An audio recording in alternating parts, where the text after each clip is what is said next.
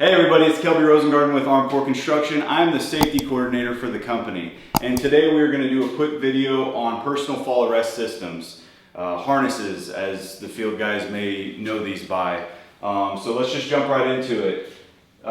You look at this harness and you say, oh, that's just a regular harness, right? No, says I. This is a messed up, jacked up harness. So when you are doing an inspection on a personal fall arrest system, we are going to be looking at quite a bit of components here that many don't think about before they get in it.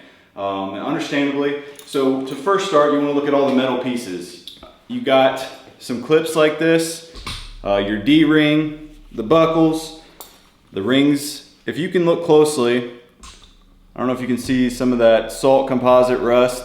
This harness was used in a salt barn, to be exact, and that's a lot of the reason you have that going on, that rust there. You can see it on the buckles, a lot of rust. You can see it on the webbing and everything like that. So some other things to look at, you want to look over the labels on this one. Let's see where they're at. You got a little packet here, usually on one of the arm things. In here it'll have your manufacturer's instructions, typically the inspection routines in there. There's an inspection log. Usually you want to have a harness inspected once a year by a competent person, i.e. the safety coordinator, or if your field guy has some good experience on inspecting the harnesses. You'll have your ANSI rating in there. So you'll want to follow those, make sure all that's in there and not torn off. Another big thing people don't look at is the load indicator on the back. Right here you have some of the webbing bunched up. And if anything is frayed or coming apart, you cannot use this harness. That is telling you that this harness has taken a fall and that's coming apart. You can kind of look over all the stitching and everything, all the frays, see if there's any fraying, any stitches coming apart.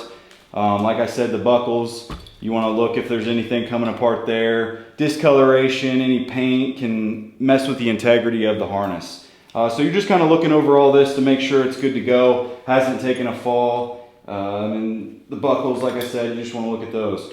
So this one we've taken out of commission, obviously because of all the rust. So now I'm going to show you one that is a good harness. Over here we have a brand new out of the package harness, and this, you'll see the difference. You'll see on all the metal parts how good, there's zero rust.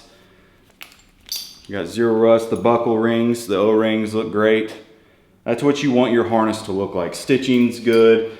There's the load indicators, which they were good on that one. That one did not take a fall. It's just had to do with the rust. That's gonna deteriorate over time. So these load indicators are good. Your labels are on here. These are on the back piece, actually, right here. Labels are in there. We got them. We'll do the inspections. You want to document that. So this is good. Now I'll just kind of show you how to don this harness. So obviously this D-ring is going to be between your shoulder blades. About right there is where you want that D-ring. This is large, extra large. I don't know if this is going to fit me. So we're going to make sure that chest piece is about level with our armpits. Get that secured. All right. And then you're going to bring the buckles through. It's going to be a little uncomfortable, but the keys with this is get them as tight as possible without cutting circulation off. For that reason, if you got them too loose and you take a fall, look at the slack. It's going to pull it up, and for us men, it's really going to hurt that lower region. So we want to get these as close as possible, as tight as possible without cutting our circulation off. So you're going to get these all put on.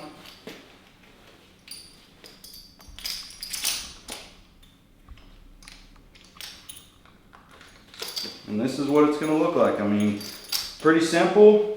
You just want to feel comfortable in it. They're not a comfortable thing to wear, but the buckles are.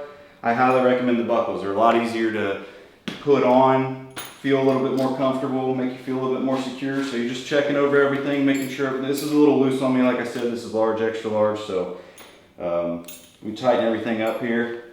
You got some more straps. Just make sure everything's tight and not too loose, because if you do take that fall, it's going to make it a lot worse. You're going to do some internal damage. quite a bit of external damage, especially like I said for the men. If you take that fall, it's going to pull that up and it's going to hurt. So there are relief straps that they make that attach to the harness for if you are hanging for a while, you can set your feet in it and kind of take some pressure off of these pinch points, you could call them. So yeah, that's about it for a harness. Pretty simple. Just make sure you inspect it. Don't wear a harness that you don't feel comfortable wearing. I mean, rust is no joke. It takes a while to eat away, but I mean, it's eventually going to. It's going to just mess with the integrity of that harness. You don't want to be wearing that. So yeah, there's the harness part. Now to the lanyard part. This is all we have today is a self-retractable harness. Why it's called self-retractable is when you pull this out, it retracts with you as you walk, as you go. So on these, the metal parts, again, you want to make sure that twist, it's a double lock. These are required on all these locks. You got that twist, that's that first lock, and it locks in there. All right, so you just want to look over these, make sure they're not rusted, everything works fine, make sure that closes. If you can see that, you want to make sure that closes as you bring it back. It's closed, so it's not moving when that's closed.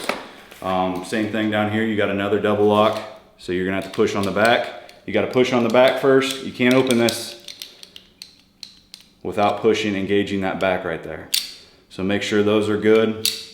We don't want someone falling without inspecting this stuff. You got your excess here for when your excess pack. I think it's about 3 to 6 feet usually. That just kind of helps with the absorbing the fall if you do happen to fall. With these, when you see these, you want to make sure it catches. So when it feels that, it should catch. If it's not catching, you're falling. If you're, let's say that I think this is a 6 foot or a 10 foot. I mean, if you're going and getting about 8 foot and it's not catching, you're screwed. You're hitting the ground. So you just want to make sure at the beginning when you're inspecting it is it's catching. That's that whole safety catch. And when you do have that fall, this safety pack will come out. Once it catches, this will go about another 3 to 6 feet and absorb that fall a little bit more. So yeah, that's your lanyard. You do have just standard lanyards that will have that pouch on it, the absorption pack.